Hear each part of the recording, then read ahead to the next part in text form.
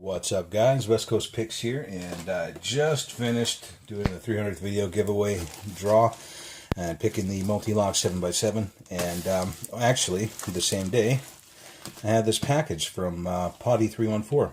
As you can probably tell, it's from Germany. And this is the other half of the winnings from the 3,000 subscriber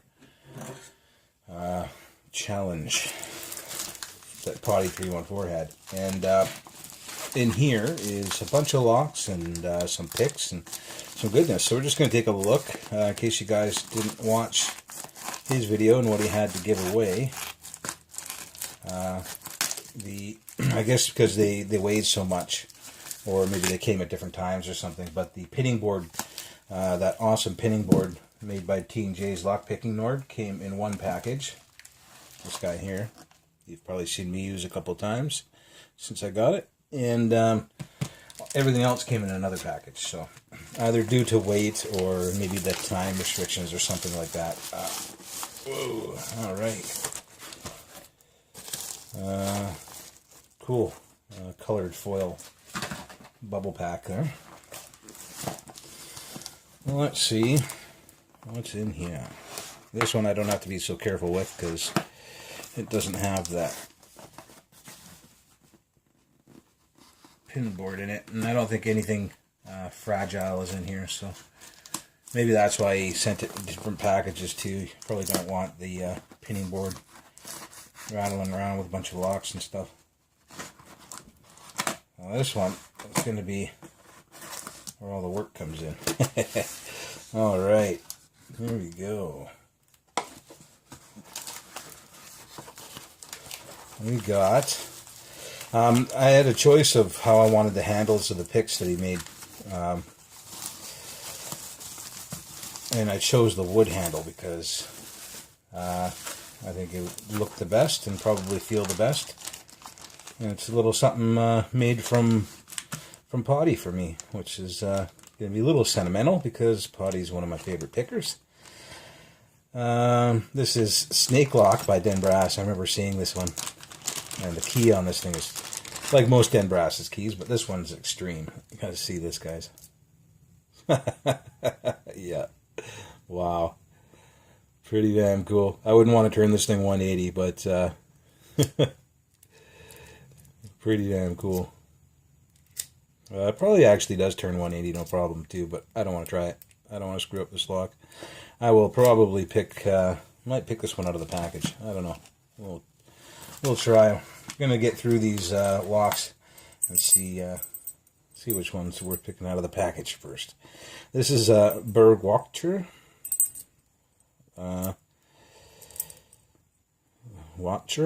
And never picked a Berg Watcher before. It's the diamond. Has a very crazy keyway. That does not look easy. And a fairly even bidding, so that might be the only saving grace on this lock. Very cool lock. I like the edges on it. Very nice looking lock. Yeah, I like it. So, this is the Berg Watcher. We have a 5540 Avis. That's nice too. Pretty cool keyway on that as well. It's not one of the ones we have around here normally. That is a XI. Yeah, cool. Very cool. Try to keep everything in frame here, guys. I hope this isn't what I think it is. Oh, good. I have one of these lockout tagouts by Avis that has the WW keyway, and they are not easy to pick at all. This one looks like a regular Yale type, but for all I know, I've seen him open these before and repin them. So for all I know, this might actually be a challenge lock. It might be a sleeper here, guys. Probably stock though, but we will find out sooner or later.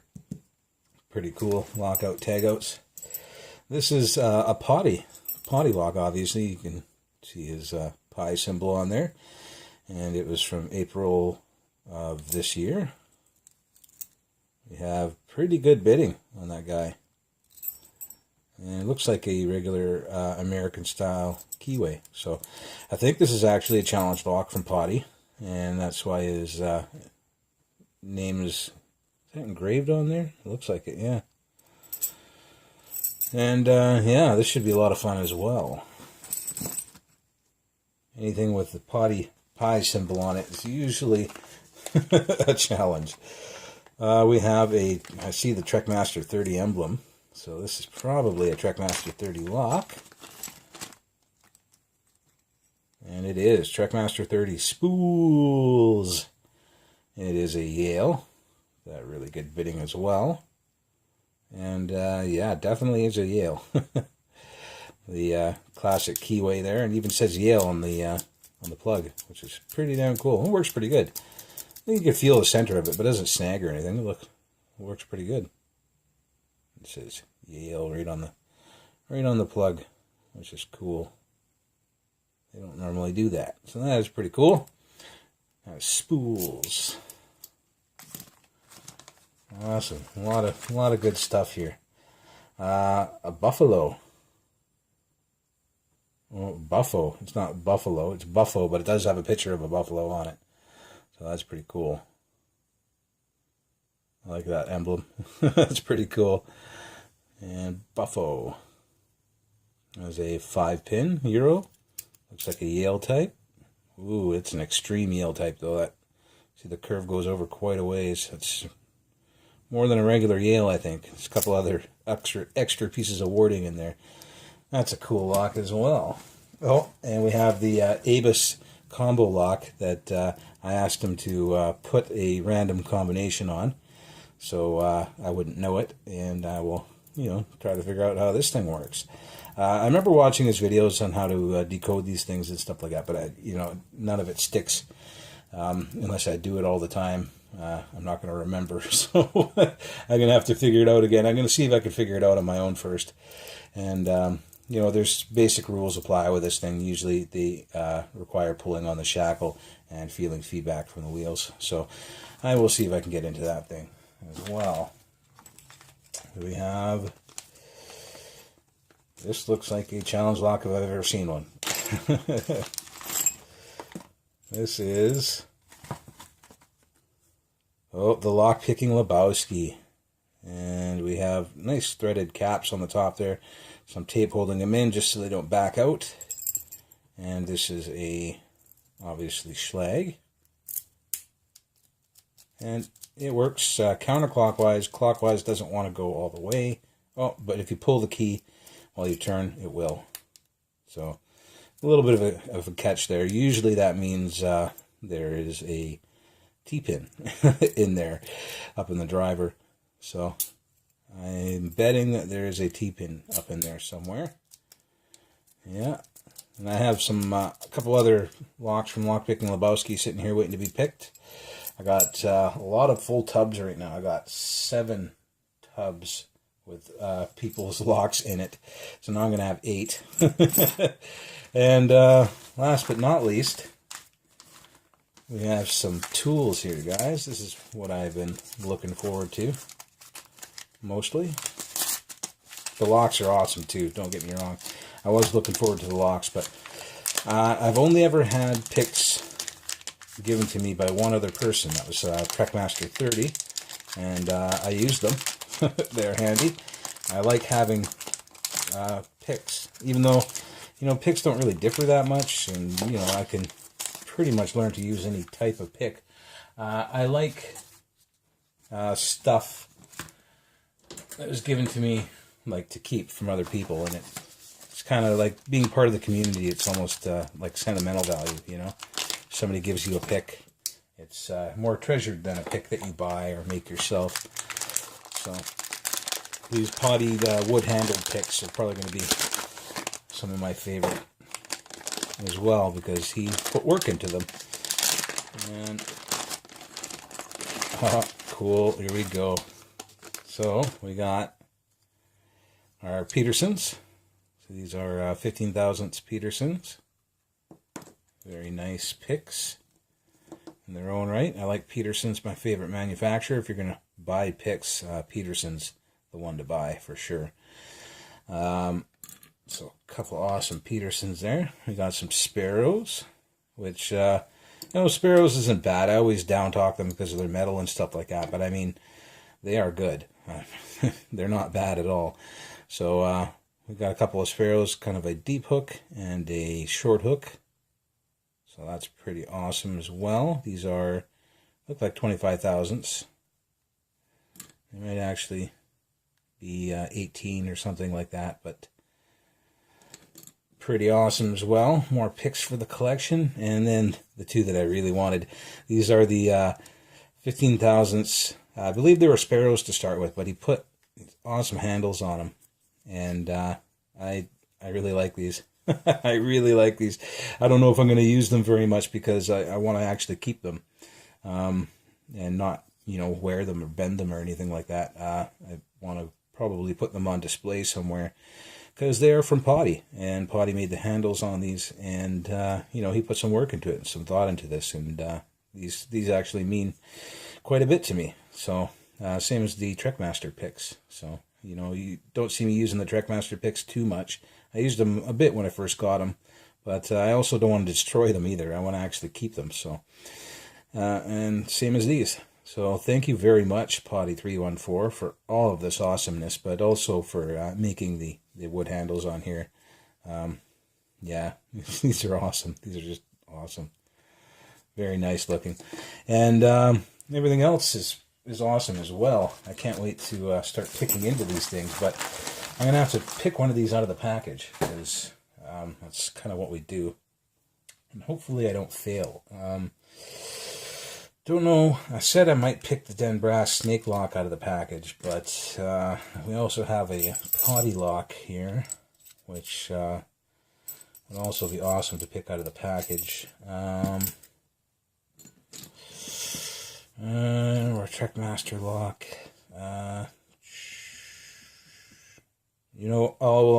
will do the Den Brass lock, and I will keep the Potti lock and the Trekmaster lock for another time, because I did say I was going to do the Den Brass out of the package, and I think I should. I'm also going to use one of the picks that Potti sent me. Not one of his... well, actually, I guess I should, I should use one of these, but I really don't want to bend one, so I'm going to be very careful with it. And I'm going to put this snake lock up in the vise here. This is the snake lock by Den Brass. Don't turn 180. It says right on it, don't turn 180, so it's a good thing I didn't. You can almost tell by looking at something like that you probably shouldn't turn it 180. Just generally a good idea. Alright, got them in the vise. Gonna get top of the keyway, pull up a chair, and let's see what it takes to get into this snake lock by Den Brass. Alright, using Potti314 wood handled 15 thousandths hook.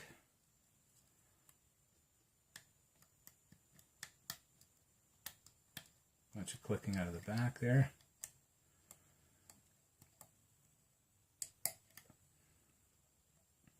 Good thing about these 15 thousandths, you can go right down from the bottom of the keyway. This is 2, gave me a couple clicks. Don't want to force it anymore. 1, gave me a little bit of a false set.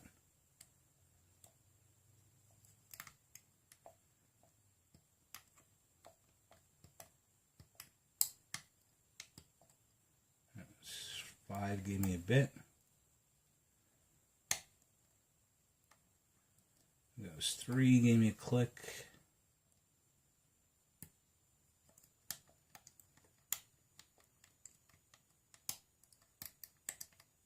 That's 4. Give me a bit of play there.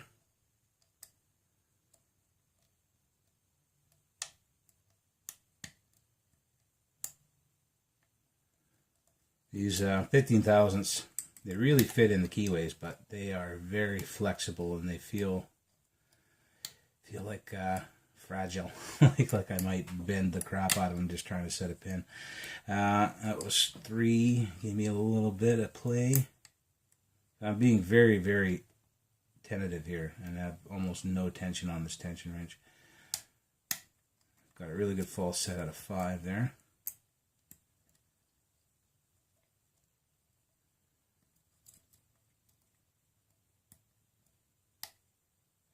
being very, very careful, because normally I would force some of these pins up, but with this 15 thousandths, I'm very scared to do something like that.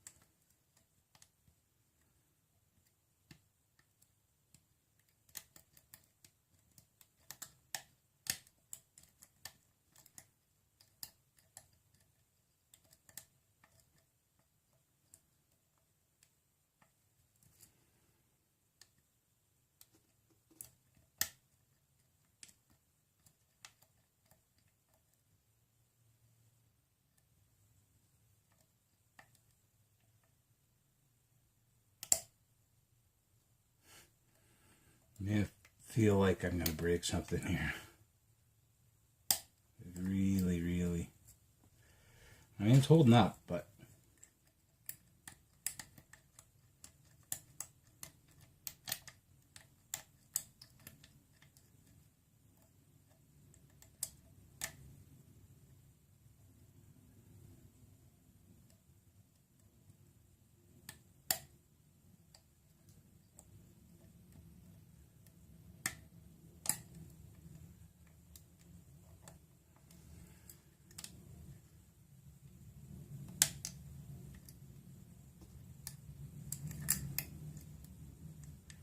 I really want to like push up on these pins, but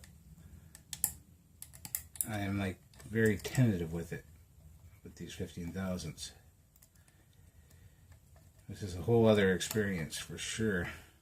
Trying to be careful with the pick, not the oversetting the pins or anything. I'm just going to switch to an actual thicker pick here, guys, because I have a feeling that I'm being way too soft on this lock, and it wants to be taken more seriously. So 15 thousandths will have their place, I'm sure, when I have tighter keyways and stuff, but as it is now, they feel very scary.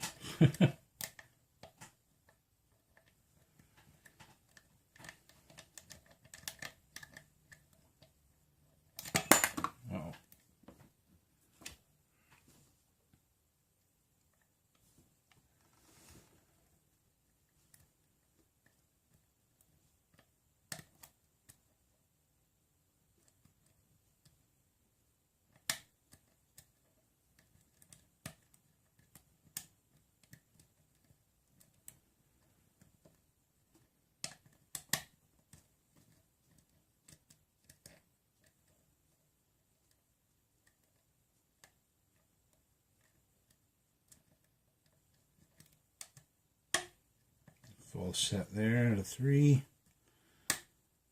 One, give me a bit more.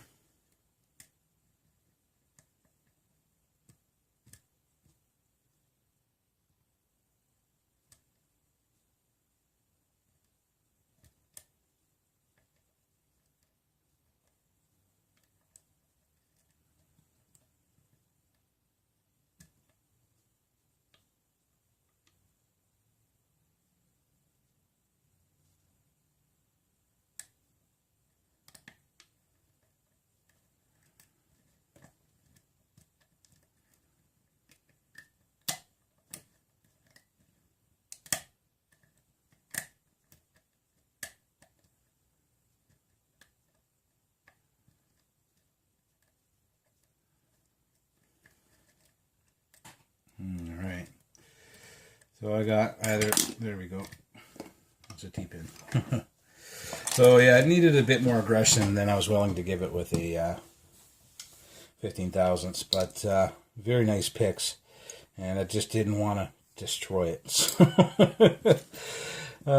once I switched to a thicker pick, it wasn't too bad. Let's get into this. Already at 20 minutes here, but that is all right. The spring and pin is missing out of here, so don't have to deal with that. There we go. Get a shim in here quickly.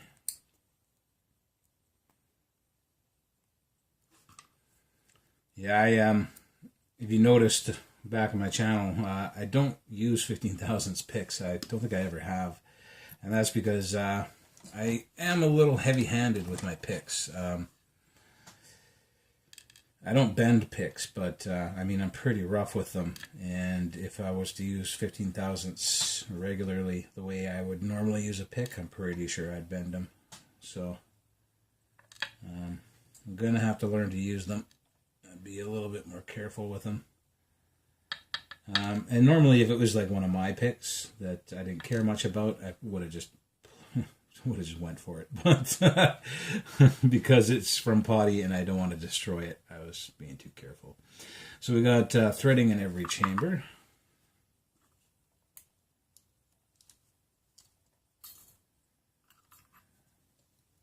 And T-pin serrated on one.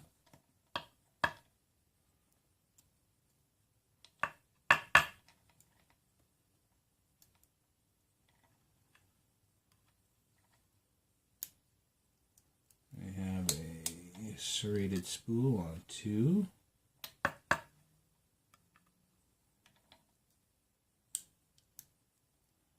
We have a T-pin on three.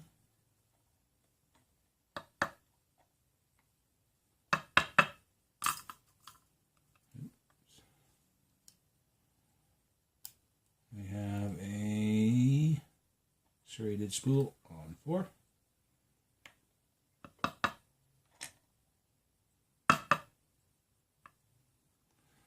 There we go. Oh, and five shot out, but it is a serrated T-pin as well. Nice. With all brass springs and no threading up in the Bible, at least not that I can see. Yeah, no, all standard up in the Bible. So this was Snake Lock by Den Brass. A bit tentative of picking it first, but after I switched to a thicker pick, I just went for it. And it wasn't too bad after that. But still a very well made lock. And it took a little bit to get into. So, right on, Den Brass. Awesome lock. Very awesome key like normal. And a lot of fun to pick. So I'm going to get this back together and put it in the out bucket. And it'll go make its way to someone else. It's back in Canada now, so it made its way over to Germany and back, and so maybe I'll send it out to the US next. Anyway, thank you Potti314 for sending me this lock and all the awesome locks and picks and the pinning board and everything. Thanks for having the contest, and yeah, thanks again T&J's Lockpicking Nord for the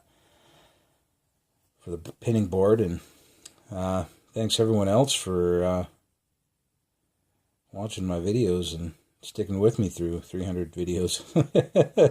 Very nice looking pins here from Den Brass. He always makes really good looking pins. I like that one. It's very serrated. Very nice. And yeah, a lot of T-pins in here. A lot of serrations and some spools. A lot of everything in this lock. Pretty good lock. And of course the key, which is Den Brass's signature, is the wild ass keys that he comes up with.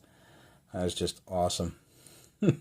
Alright guys, thanks again Potti314 for this wicked package, all the locks and picks, and thanks Den Brass for pinning up this lock and sending it out to the community, and thanks everyone else for watching. Later guys.